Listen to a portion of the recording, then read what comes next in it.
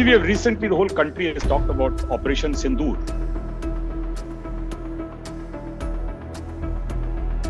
So we've had wonderful technology in terms of air defense. We are very proud of the way we selected and we carried out the mission. 30th May is a very unique day in the history of the Indian Armed Forces because 17 young women are going to pass out of National Defense Academy, Khadagwasla, for the first time in the history of this country. Guru is like a potter and your shish is like a piece of pottery. So what you do is, आप बाहर से उसको चोट दे दो, but अंदर से सहारा दे दो. The armed forces have two kinds of people. Those who actually engage in the battle, we call them the fighting arms. And those who support people to engage in the battle, they are called the services. हलवाई क्या करता? अपनी मिठाई नहीं खाता. बढ़िया से बढ़िया मिठाई बना के दूसरों को बेचना. The ownership will come only when you taste the mithai yourself.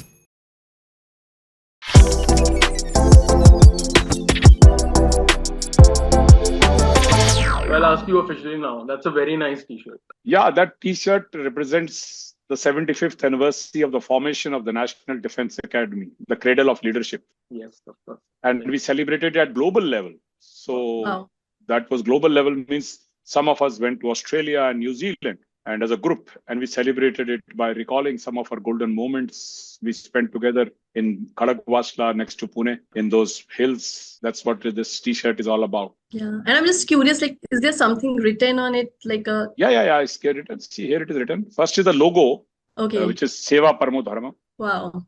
That is service before self in English. Yes. And then it is written the global meet, 75 years of global meet of NDA. So nice. NDA, I like these mottos that, Yeah. armed forces have. Very interesting ones, yeah. Yeah, and one of those things in life that you can only earn. You can't buy it. I mean, yeah, you can buy also. These are available now if you go to NDA. Like I have also bought it. This is not part of the uniform. This is part of the attire of a veteran. So if you feel like, you can always buy. And ethos, logos, and pathos. So the armed forces are a living example of the combination of all three: the ethos, logos, and the pathos. Yeah. And that is why sometimes we in L&D get stuck on the logos. We have to understand the power of stepping into ethos through pathos. So I'll leave it at that. And like you said, that motto, no, Seva Sarvo Dharma, I think. Yes. Yeah. Seva Paramo Dharma. Paramo Dharma, yeah. Seva But Paramo Dharma. In English, it is written as service before self. Yeah, I think it comes from there. That's right. It is. And what drives you is your beliefs. You believe in the ethos. Every battalion, every regiment has got their ethos. They believe in that. And that's how they move forward. Amazing to hear, sir. All right. So should we dive into today's podcast, if I may? Yes. Why not? Okay. Welcome back to L&D 2.0. I am your host, and today's episode is really, really special for us. We are looking at learning through the lens of the military today with a guest who has lived it and led it.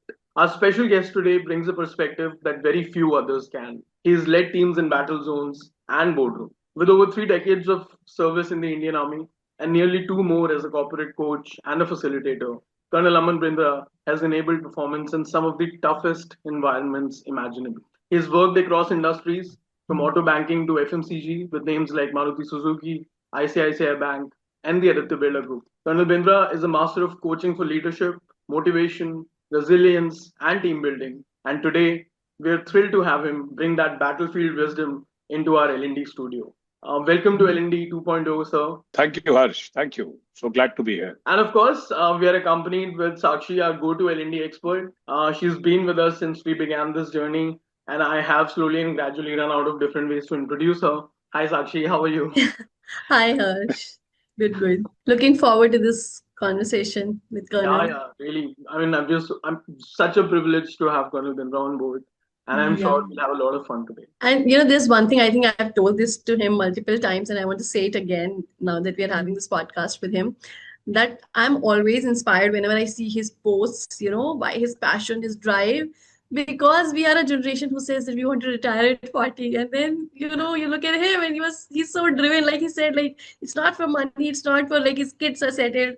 He doesn't need to do this, but he's doing it definitely because there is a drive and there's a purpose and there's a passion.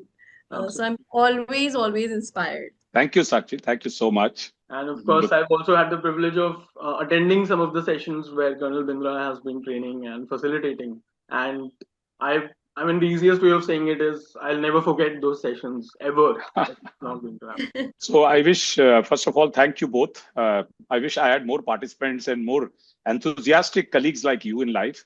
So I must first and foremost caveat this that the armed forces have two kinds of people.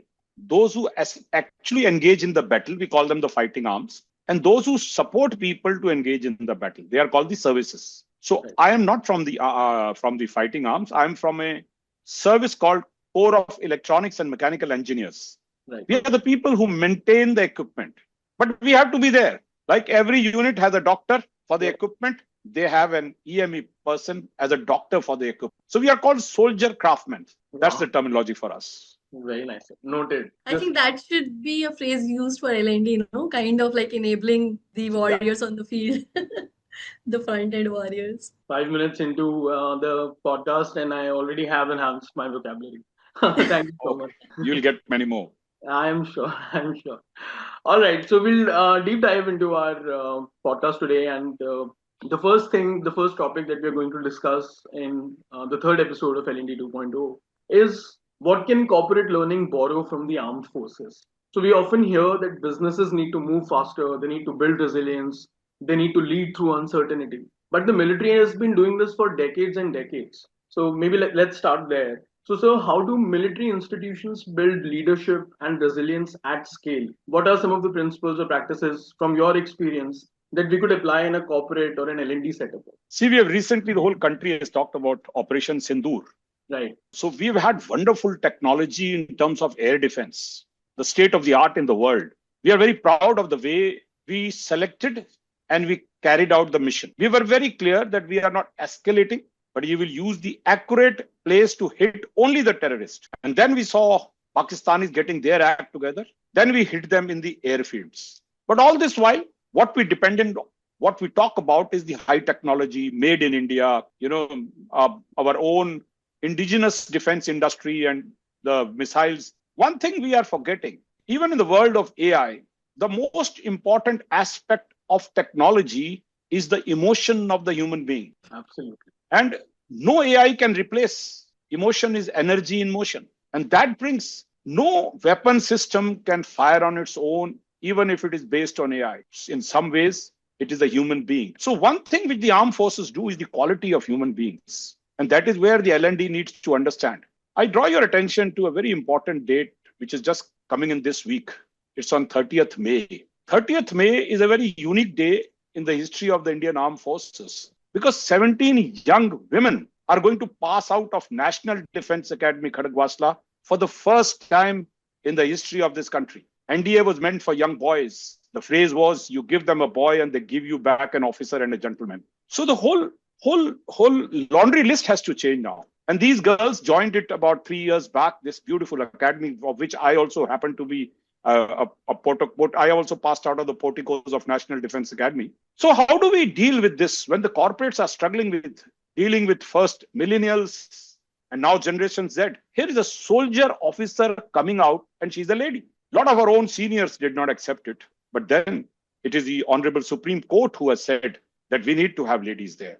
And rightly so. So the question is, what is it those instructors, the L&D, they have to do and prepare themselves? It is the power of adaptation and the power of change. And the change comes in your beliefs. You have to stop believing that jobs and the bravery and the fighting and the battlefield is only a male prerogative. So that's the first belief that we in the armed forces believe, that a soldier is trainable and a soldier can be male / female. Then we build those skills through a very simple principle called skills through drill. When these hundreds of men march together and the girls do it on the Rajpath in front of the Supreme Commander, the Honorable Rashtrapati. When the commander of that squad gives Daine Dekh, there is not even a nanosecond difference in the way the heads move and the eyes turn. Are they robots? No. How is it that they can master this? And that is what I think L&D needs to understand. It is called skills through drill. Consistency is the benchmark of intensity. Somewhere L&D has been taking the intense part. Okay, let's launch the safety week. Let's launch the women's week. But they have to understand that this should be part of the DNA. And that is where they need to understand Armed forces believe obedience alone gives you the right to command. So adaptation of some of these things which we expect in others are very likely to be implemented in letter and spirit by the L&D. I hope to some extent I've answered your question. No, sir, that's absolutely fascinating. Especially the point about one discipline meeting adaptability. And even, for example, while the whole world is worried about how to manage millennials and Gen Zs and how to get the best out of them, and the most common behavioral skills that they talk about or the lack of is resilience, for example. And here we are talking about Gen Z female officers passing out from the NDA. You don't pass out from the NDA without resilience. So it is doable. And like you said, this sounds more like structured exposure to pressure over time. That is what NDA does. And yeah, it's absolutely fascinating. Thank you so much, sir. Sakshi, would you like to add on to it? Yeah, especially on the point where you said that, consistency over intensity. I really liked that. I think a lot of times, we may make this mistake of kind of just overwhelming our participants or learners with too many concepts. But I've seen some of the programs that work very well have, say, three concepts, but you kind of like take them on a journey on those three concepts. You kind of do it again and again, talk about it again and again. And like you said, drills. So you kind of make them practice on those, you challenge them a lot. I think that all of those things, if you do one in a focused manner, in a consistent manner, you see the difference in the human that the colonel is talking about.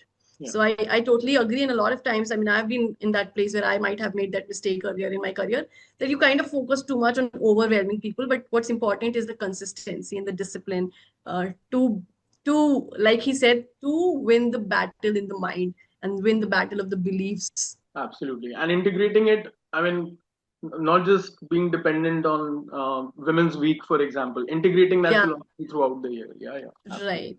And if you're looking for a tool, skills through drills is what Colonel advised. So maybe that is something our viewers and our followers can think about. Also, Harsh, I would like to caution my people, my friends, my colleagues in the L&D that skills alone will not work. In L&D, the eyes of the participants and the eyes of the learners are like CCTV camera. What they are watching is not your skills. They are watching your behavior. And just like gold is precious because of its properties, L&D leaders are precious because of their behaviors. I had a very strong belief, which I still hold for many, many years since I've been in L&D field for quite a few years. I broke even in terms of uniform and outside uniform last year. 27 years in uniform and 27 years outside uniform. Wow. So 24.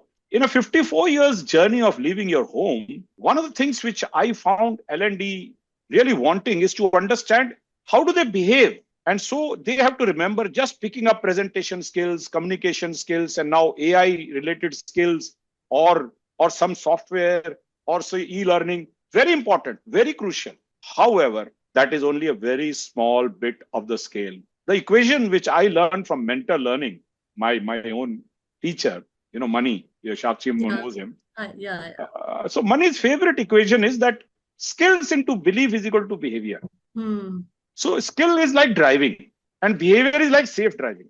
So we, especially the gentlemen like you and me, Harsh, we are very fond of saying, I know driving, I'm very good at driving. But I think we have to take a pause and ask ourselves, does our spouse consider us safe in driving?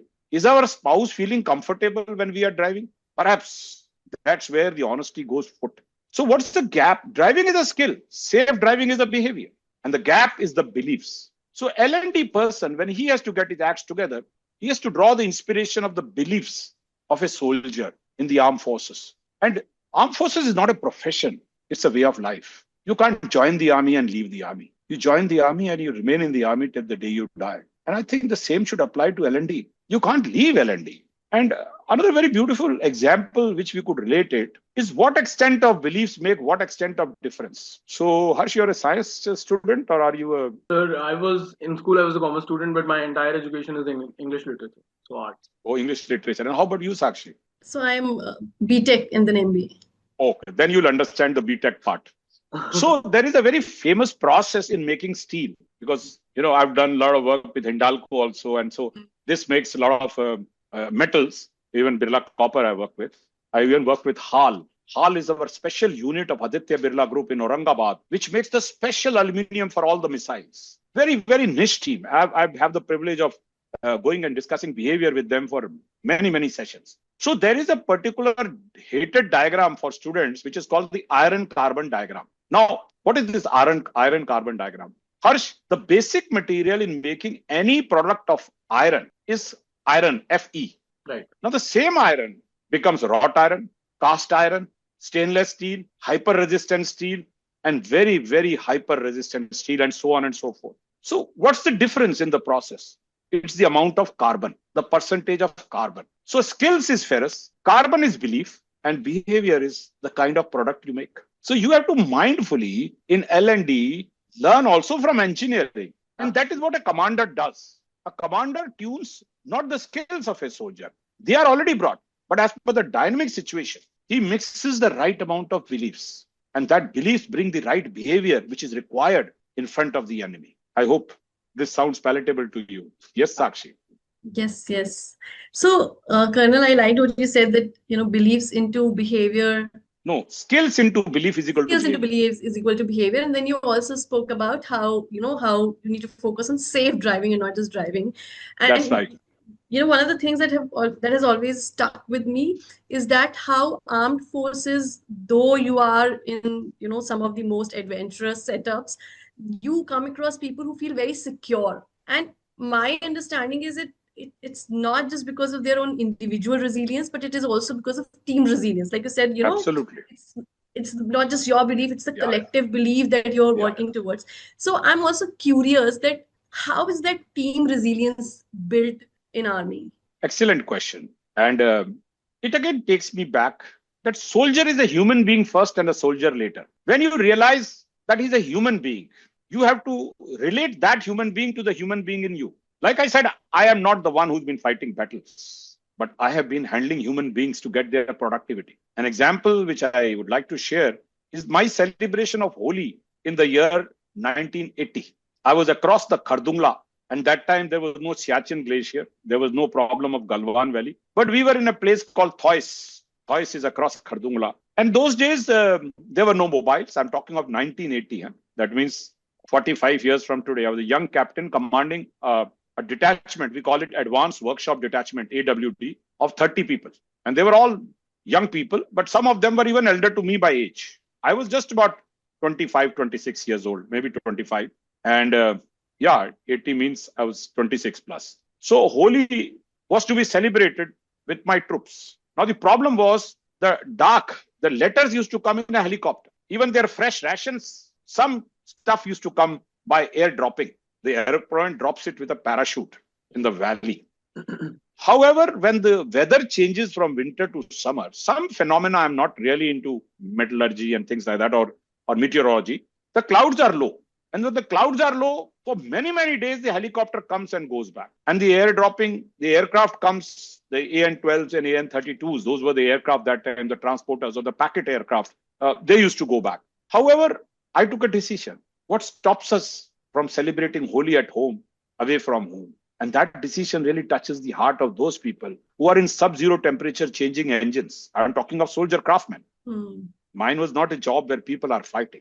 But the spirit to touch hearts, to get the best out of them in adverse condition, where they do not have the regimentation of the fighting arms. They all come from different parts of the country. My troops came from different parts of the country. They spoke different languages. But that time, I had to be a brother to them.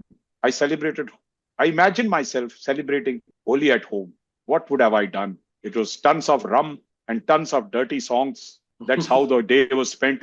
And they were amazed initially, but then they started singing and they started drinking. So the idea which I'm trying to say is when you are in charge, quote unquote, Simon Sinek, when you are in charge, you take charge of those who are in your charge. And that's what is a basic soldiering principle for every leader. And the same applies for L&D in the HR verticals of ours. Amazing anecdote, sir.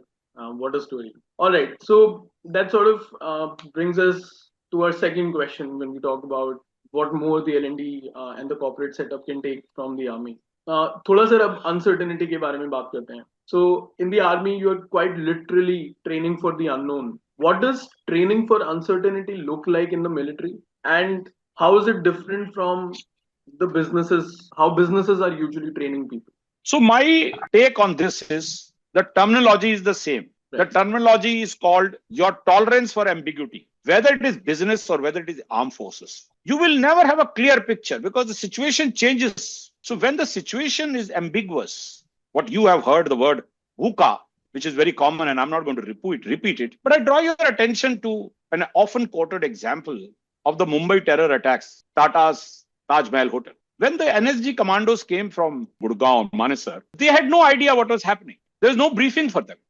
There were no landmarks for them. There was no interact with them. Of course, they did a great job. They did not know which room had terrorists, which room had a guest, and which room had a terrorist and a guest. So the principle which I would like to share here is, and oftenly shared by many speakers and leaders from the armed forces, is assumption of orders in the absence of orders. Why do we roam around like headless chickens sometimes when our functional head or departmental head in L&D is missing? Why can't we imbibe his soul, his DNA, and go ahead with the intervention as if he's present? It shows how much you can be trusted, and it also shows how much you know and trust your own reporting manager. So one principle is your tolerance for ambiguity, and this required tolerance will be required more and more as the battle becomes more and more complex. I hope that gives you some food for thought.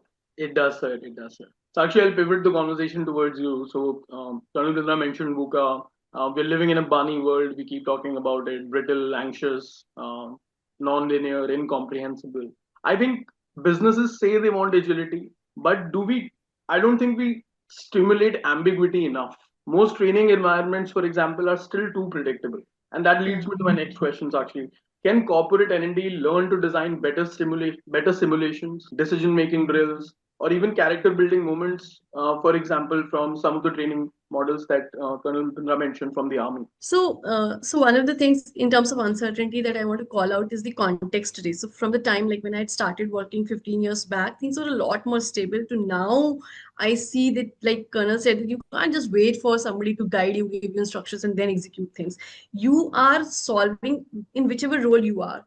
I've realized that you are solving new problems every day. So instead of thinking whenever the new problems comes कि अरे ये why me क्यों आ गया, then blaming somebody कि इसका गलती उसका गलती, I think if we just start with that acceptance that it's my role. Like in army, when there is uncertainty, they don't say, oh God, so much chaos. They say it's Tuesday. It's my job. Let me just do it. So one, I think we need to build that mindset for sure, that today you have to solve new problems every day, and you just look at it like that. It's a new problem. How do I approach it? So one is that, and in terms of how can now it be brought in the L&D programs, I agree that we have to create more opportunities where people feel that pressure. So in fact, some of the best programs that I've attended, what I've done is like those have been a stretch. The program ends at say 6 or 7, then you come back home, you travel back home, you come at 8, then you are preparing for a presentation the next day, you give that presentation, you get some feedback, you cry that day that I got a bad feedback, I need to really improve. Then you think that do I need to do differently? Then you go back, try it differently. And then when you get the skill, the feeling that you have is amazing. So that pressure needs to be simulated. I agree. We can't just have entertainment. We need to challenge people. We need to create those environments where, we prepare people for panic, not for just making presentations. Yeah. So I agree there is enough and more opportunity where we can create those simulations, which are not just good to have in a safe environment, but which really, push people a little bit out of the comfort zone, shake them up, and then, prepare them for the real world environment. Yeah, absolutely. So just adding an example to it from my own career. So this is an incident from my last job at Jombay, and I just joined. I'm sure both of you know Rex Fernandez. He was my manager, one of the best people I've ever met in my life. He is a great friend, and so on and so forth. So in that very beginning of my stint at Jombay, I had come from a teaching background, and I was very new to some of these corporate concepts and words, and having those client conversations. So he gave me some training, and then he just threw me in a call and told me, "You'll lead it." It was day 3, I think. And I said, Rex, मुझसे नहीं हो पाएगा. नहीं bro, option नहीं है तेरे पास. And eventually the call went well, and so that was a real character building moment for me. Yeah. 4th day, my confidence was sky high because I knew I'm it's okay if I make mistakes and I can do it, right? So again, but that is also not a simulation of sort. That is learning on the job pretty much. But I absolutely agree. We have to find a way to simulate at least character building at some level. And like, I mean, that's such a powerful thought that you just mentioned. As someone who's designed learning for corporate leadership teams, I can see how this approach could really shift or redefine experiential learning. We like to use that phrase a lot in our industry. Yeah. And also important to note that it's not about games, it's about high pressure choices, delayed consequences, and a lot more moral clarity more than anything else. Right, right.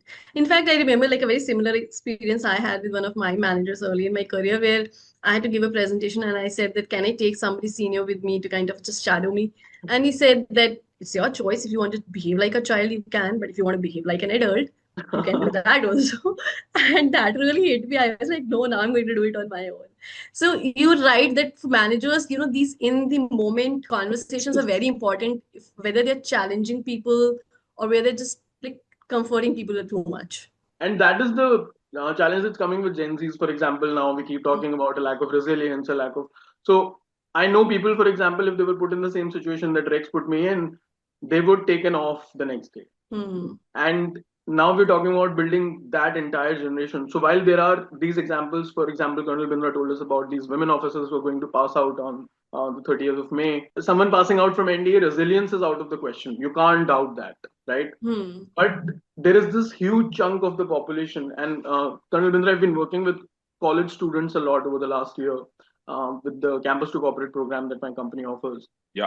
I have seen, so when I asked this question to a group of 100 people, okay, let's say you've been working in a job for 6 months and you believe that you want more money now. Your money is not enough. You were hired. Yeah. So what would you do?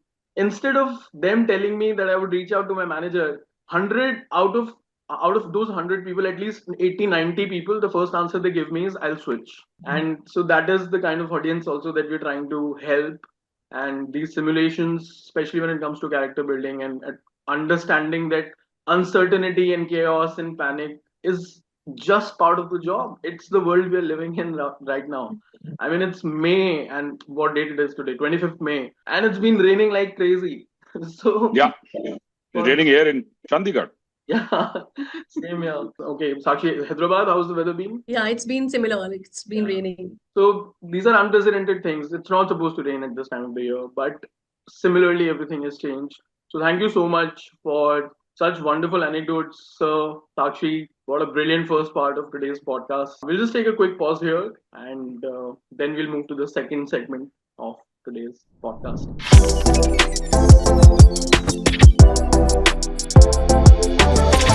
Welcome back to the second and the final part of today's podcast. I'm your host and host, Harsh, and we are today accompanied by Colonel Bindra as our very, very special guest, and of course, Sakshi. And now we'll move from the first part where we focused on some of the strategies that we can use to achieve certain outcomes that we want as a learning and development industry at large. We're now shifting gears. We'll talk about something that the learning and development domain has struggled with: impact. There's often a flurry of activity, but not enough alignment with business goals. So let me throw this open. Sir, do you believe L&D is too focused on activities, for example, like sessions, like modules, and not enough on the mission or impact? What's your take? Thank you. Thank you, Harsh. This is very beautiful word, which is very close to my heart. It's called authenticity. See, leadership is a contact sport. Absolutely. And you can't do leadership. You can't be an L&D leader on remote. One complaint I've always had against my L&D Spox is that they organize a session, the session starts, and within 10 minutes they disappear. And when I talked to the HR head once in Hindalco in Belgavi, he said, got it, Colonel Bindra. He immediately declared an emergency and he got the complete HR team attend the full program for 2 days from morning till evening. Now, why I'm trying to say this is not a complaint, but see, you can't be a sweet meat seller as an L&D person. हलवाई क्या करता? अपनी मिठाई नहीं खाता. वो बढ़िया से बढ़िया मिठाई बना के दूसरों को बेचाने. The ownership will come only when you taste the mithai yourself. And that is where the first thing where L&D goes wrong is they don't become a leader in the facilitation or the L&D, what we call the Gamba. And then they think it is a knee-jerk activity. Learning and development is a way of life. It has to be a continuum. Like Stephen Covey always talks of three things, or he's always talked of three things: dependent, independent, interdependent. So you have to have a complete journey. My good friend, again, to quote Mentor Learning, and Sakshi knows him, Mani, I have no inhibition in quoting him, and sort of even if I'm advertising for him, I have no problems. He says the power of 3 E's. The first thing which needs to come is called what a sapera does. It's called enchanting. You have to enchant them. Then comes something which is done in the hall itself. That is enthralling. And the last is engaging. So whoever is taking the session, an L&D learning session, he has to be part of enchanting, and not only enthralling, but also of engaging. It is never a 2 days program or a 1 day L&D event. It has to be a continuum journey where a learner is made curious, which is called the first thing is like calling him. There has to be pre-work. There has to be some dipsticks. There have to be some, like we take the views of the stakeholders, and the L&D has to be sold to the person who's going to maximum benefit from it. The person who maximum benefits from it is the reporting manager of the participant. And so he has to buy it, a good L&D person. And that is what we do in the armed forces. Like I said, before you give the orders, the strategy is to buy your own boss on your way of handling the battle. Strategy is not only in boardrooms and big things. Strategy also needs to be executed by the foot soldiers and the soldier craftsmen. We used to have winter stocking. The winter stocking means the road to Ladakh used to close. It was not an all-weather. Even now it closes sometimes. But those times we used to stock. So we had to make a scale which had to be done. And the principle is the more you sweat in peace, the less you bleed in war. So you have to prepare. And that is what it is. When you kind of enchant, that's part of preparation. When you enthrall, that is part of, execution. And when you engage, you have a debriefing. WWW, what went well? And SFF, suggestions for the future. That's how it is. So I think we are doing a knee-jerk kind of a thing. And the first very important principle which Aditya Birla Group taught me is L&D is a pillar of productivity. Am I right, Sakshi? L&D or HR is a productivity function. It's not that, see, what they do in Punjab is, this typical Punjab is, the boys have done very well. Chalo, inki ek training kara dete hain. They think it is some kind of a reward. Leadership is a contact sport. You have to be part of the journey and not as tamaishaiyon ko mazoom. Your strategy should be, it should first apply to me. Absolutely. Can I take this session myself next time? Because the maximum learning is in teaching. Absolutely. Over to you, Sakshi. So, Sakshi, before you start, just a quick paraphrasing of what Sir just said. So, even in my consulting work, when I was working as a consultant earlier in my job, I've seen how easy it is to get caught up in delivering learning rather than achieving impact. So, here's a provocative thought, if I may. अगर आप इतनी अच्छी मिठाई बनाते हो तो खुद भी तो खाओ यार, सब कुछ बेच दो. And just using Colonel's example, and enchanting, enthralling, and then engaging. Amazing takeaways, sir. Sakshi, what if we... Okay, I'll not ask you that question. First, your reaction to what Colonel Mundra just said. Yes. So, like he rightly said, that we need to focus on impact. Training cannot be just like a vacation or like a team trip. It cannot be like that. It cannot be treated like that. So, in fact, Colonel mentioned this person, Mani, and I did my ID certification with him. And one of the things, very interesting things that he told us was about Kirkpatrick. So there's this Kirkpatrick model that we all follow in L&D, right? Where you do a training program, you measure the reaction, then you measure learning, then behavior. And ROI, we always say that it cannot be measured. But what he said was that Kirkpatrick had not designed this, like he had not created this model for measurement. He had created this model for design. So you begin with the end in mind. So when you're designing a program, you think about the impact that needs to be created. For that impact, what are the behaviors that are required in people? Then what is it that they need to learn, and then reaction.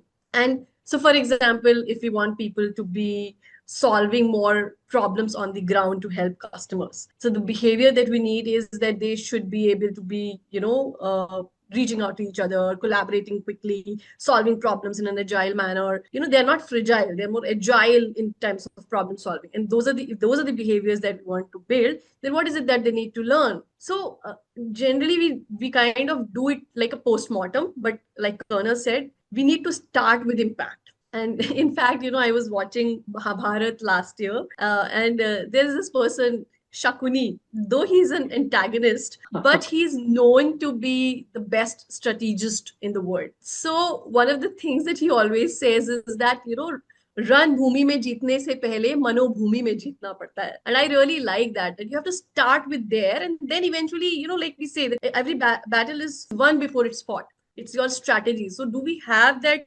war map for L&D before we even start the program?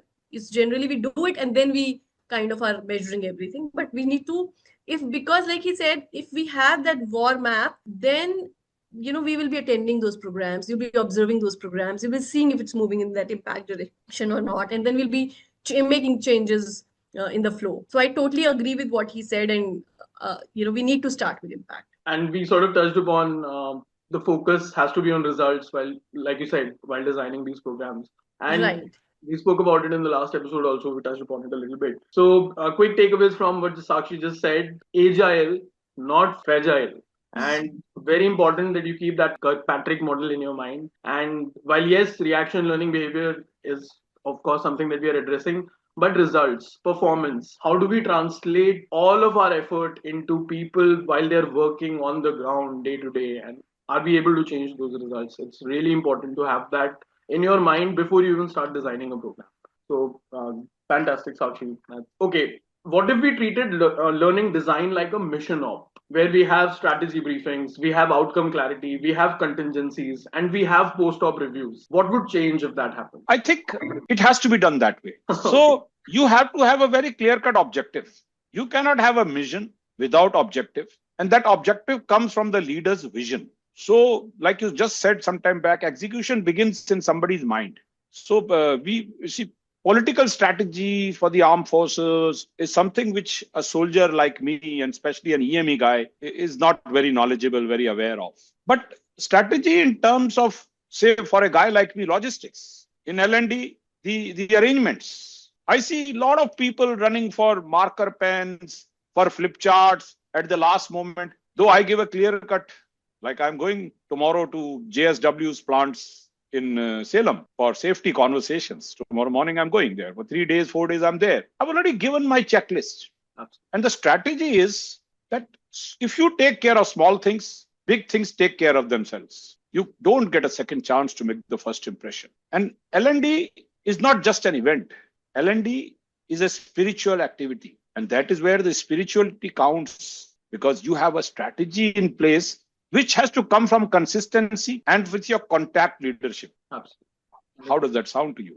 100% agreement, sir. Sakshi, first question to you is, are we functioning that way, where we are doing a pre-op, we are doing a post-op check, and we are making strategies, then we are sort of finding our way to, doing those post-op checks, pre-op checks? Are we designing these like mission strategies, mission ops? Or do you see that happening in the industry, or is it something that is aspirational for now?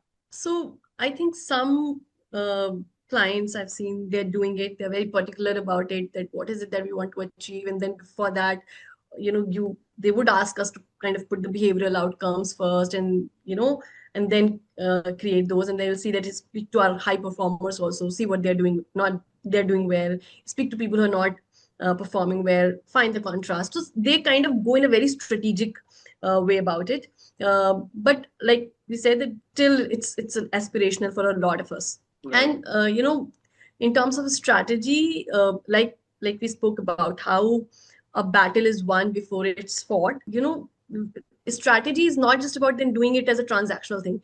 Ye karna hai. Then you will think about the context, and in that context, what would work well. So, for example, if suppose there is a team which is not very pro training, and I've seen that work very well, that you take their leader in the training program and ask them to co-facilitate. Now that's also part of the strategy. It's not just focusing on design or kya padhana hai. It's about also bringing the right sponsors, right people. And once you bring that leader in, one, the leader is aligned. You have his sponsorship. Second, when that leader is in the classroom and he's sharing examples from the ground and connecting it back to their context, it works wonderfully. And it will be very different for different contexts, that whom do you need to pull in, what is it that you need to do, whom do you need to speak to before launching the program. But strategy is about that. You need to be a little more beyond the actions, and you cannot just stick to a certain list of things to do then. Yeah, I love the idea myself. And I think, chances of a program where there is a mission strategy from the start Yeah. and the success of that program achieving the desired impact is so much higher than, of course, if we do it. And then you will do whatever needs to be done for that impact. Yeah. You will not say कि मैंने तो ये 10 चीजें कर दी, अब नहीं हुआ तो नहीं हुआ. It's like कि लक्ष्य तो हर हाल में पाना है. operation was successful, but the patient is dead. I don't care. It has to be that impact. Need to work towards that impact in whichever way possible. Then 100%. So I love the idea of having a mission strategy in place, and then that target is very clear to everyone involved. Also, I think L&D, like Colonel said earlier, I think L&D needs to build a culture of learning from learning, not just launching it. And yeah. Very important. Which brings us to our final question of this second segment of today's episode. And I'll switch to you again, Colonel Bindra, for this one. So finally, we've discussed a lot of different things which L&D teams can do, should do. How do we instill ownership of learning outside the L&D team? Sakshi and I talked about it in the last episode. And while we agree that learning has to be an organization-wide phenomenon and it should happen in our daily conversations, but it's not happening. And we know that no learning strategy works if only one team is driving it. But sadly, that is the case. So how do we instill ownership of learning outside the L&D team? The L&D leader has to be a persona who becomes a role model. That's what we do in the armed forces. You see, if we had to go through a simple thing called drill. Now, drill is very tough in NDA. How to salute, how to march, how to turn. And we had a Subedar Major, God rest his soul, Kashiram. Very famous. Now, his own movements were worth recording. He put the fear of God in us, but he also made us emulate what he did. So the ownership comes by the accountability of the leader himself. When you walk the talk and you instill in people, not just through your words, but you instill through your actions, then they relate to the emotions which drives your actions. And they want to emulate those emotions. And the actions come. So I think, again, it speaks of authenticity. It speaks of, it's called tough love. You love your learners so much that you are tough on yourself. You don't look for shortcuts. Because at the beginning I said, it's a spiritual activity. You are right now in the resting place of your dreams and your hopes. What are hopes but slender ropes fastened to our dreams? So you dream something. You want to create that thing. A lot of people ask me, Colonel, how old are you? I said, doesn't matter. They say, whatever, we can guess your age, or say, I'm going to be 72, Sakshi, this year in September. So how do you bring this energy? I said, for me, it's not an L&D event. It's a spiritual journey. Wow. And that relates to the passion and purpose. But like the Simon Simmons Golden Circle, start with why. Before every event, L&D event, ask yourself, why am I having this event? It's not what I'm going to achieve and how I'm going to achieve. But first is the purpose. And then suddenly, like Rudyard Kipling's poem, which is put in front of every NDA cadet, it's called If. And it ends with that 1 minute becomes 60 seconds worth of run. And yours is the world, or words to that effect. And you are a man, my son. All that it says is you make everything worth it. Wow. Very nice, sir. So the L&D leaders then have this greater responsibility, if I may use that word. And they have to become the key factor here. When we say L&D leaders, Colonel Bindra's definition of an L&D leader is someone who is absolutely embodying in body and spirit that life. And he mentioned the word tough love. So they are so passionate and said they are so purpose driven. Their why is so clear, using the Simon Sinek concept, that you love your learners so much that you are so disciplined and so hard on yourself that that emotion gets conveyed just by the way of life you've chosen. And yeah, that's amazing, sir. Sakshi, would you like to add on to it? Yeah, so I really agree with what he said, the tough love. In fact, there is this doha of, I think it's by Kabir, which says, Guru Kumhar Sikh Kumbh hai, gadi gadi kaade kot, andar haath sahar de, bahar bahi chot. So what it means is that a guru is like a potter, and your shish is like a piece of pottery. So what you do is आप बाहर से उसको चोट देते हो but अंदर से सहारा देते हो, and I think that is what you need to do. Like, you have to challenge, but you still also need to tell them that you are at the right place, you are in the right hands. That comfort has to be there through your intentions, through your purpose. If it gets through, then people will take up the challenge that you give to them. So I agree totally in terms of how the leader is, the being of the leader, and especially the L&D people really makes a difference. If we ourselves are not passionate about learning, or we don't keep learning at the center of everything, then it's difficult to build that accountability. Absolutely. If we are building leaders, we can't treat people like school kids. We have to treat them like leaders. We have to hold them accountable. We have to kind of have those tough conversations with them. Otherwise, we can't really build that accountability. In fact, in Gita also, when the whole thing of the Gita starts, Krishna first gives a very tough talk to Arjun, where he's like, who are you? Look at who you are. And what is this cloud that you're stuck into? And then he obviously goes into explaining everything, but it starts with like shaking him up. So I think we need to do that with the participants also, where we set clear accountability right in the beginning, that it is going to be tough. It is not going to be easy, but it will all be worth it. And if we set that accountability, I think then they will be open to the challenges that we throw to them. And second, I also feel, because we're talking about accountability outside the classroom, I think we also need to make the managers accountable. The manager cannot just do like a forward in the email with an FYI, because I don't think that's leading. I think the role of the manager has to be a little more than that when it comes to learning interventions. So how can we also make the managers more accountable in terms of having those conversations frequently with the learners will be very important. Yeah, like Colonel said, because managers are there to gain the most out of that learning intervention. Absolutely. Yeah, exactly. And they have to be a part of the intervention in a way, because सबसे ज़्यादा फायदा आपको होने वाला है. आप नहीं मेहनत करोगे तो कौन करेगा फिर?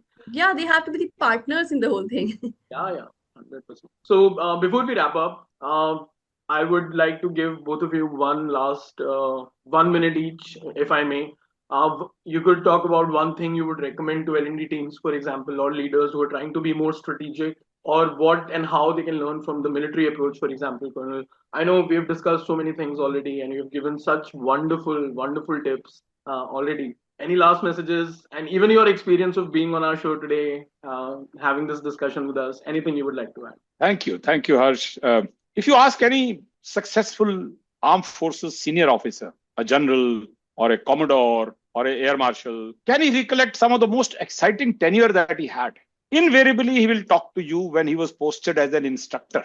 Instructor means when he was in an L&D role, because the maximum adrenaline comes when you make your own colognes. When you want to, yes, you create somebody. If you love yourself, you create people who are equally lovable. Absolutely. So the most exciting part in the school was on the teacher's day when the students had to take the class. So I think L&D people, you need to be extremely proud that you have a spiritual journey in changing not just businesses. You are changing destinies of people. And very few people in our lifetime get an opportunity to change somebody's destiny. And that is why I say L&D is a spiritual job. I thank you not only for giving me this opportunity, Harsh and Sakshi, of course. I also relate with the way you bring out the facts. I mean, you gave me, I will talk, but the way you ask the questions, the quality of the question controls the quality of the answer. So if I've been able to add value, I salute your questions, which have helped me bring out the value. Thank you. And may I meet you soon again. Thank you so much, sir. Thank you so much. Sakshi, would you please add on? Yeah. So I think one of the things that I would really strongly recommend is, we spoke about how Kirkpatrick needs to be used for designing the programs. For at least one of your programs, you can think about the impact that you want to create through that program, and then think of at least 2 to 3 things that you would do differently, which you otherwise don't do. Whether it is about, say, bringing in a leader, or is it about, speaking to a few people, whatever it is, but thinking about something that you would do differently in terms of strategy to make it bring out that impact is what I would recommend. And thank you, both of you. I think I had a good time, with this conversation. Sometimes, like, I'm just loving the energy in the room. Yeah. And I've become only 10 years younger. This is not the first time I've heard Colonel Brinda say that, by the way. Thank you so much. From my side, I would say from today, let's just start treating every learning experience like a field test. This is for our fellow L&D professionals. Set the conditions, define success, take the military approach, and review what worked and what didn't. Like Sakshi said, let's start using the Kirkpatrick. Everyone knows what Kirkpatrick model is. I've never met an L&D professional who doesn't have an idea of what that means. But let's start using that the right way. And that's the key takeaways from this session today. This was, and a big thanks to Colonel Bindra. This is definitely one of our most dynamic conversations so far. Big thanks to you, Colonel Bindra, for bringing that unmatched perspective. And of course, Sakshi, you've been the anchor of this show in so many different ways, while I sort of keep calling myself the host. And we'll be back next week, definitely, with more sharp takes on the future of learning. Until then, keep learning, be bold in your approach, keep learning boldly, live the learning life. Like Colonel Bindra said, it's a spiritual journey. Create more leaders, create in your own image, and enjoy doing it. And last word is that I want to thank both of you for giving an opportunity to this world to learn from the veterans. This is the one biggest untapped resource in this country. Absolutely. When you call a veteran and a veteran, an armed forces veteran like me, you're opening an opportunity for hundreds and millions of people. They can learn from them. They would be too happy to speak, to share. And this is the way they love life. So I thank you on behalf of all the thousands and lakhs of ex-servicemen in this country. You have led kindly light. Jai Hind. Wow, sir. We are just so humbled. It's hard to find words when you say things like that. But yeah, there's a gold mine, and this is the gold mine. We have sort of just found our way to it today. As far as the podcast goes, we've known Colonel Bindra for a while, but this is for the entire fraternity. Explore that gold mine. Thank you so much, sir. Thank you.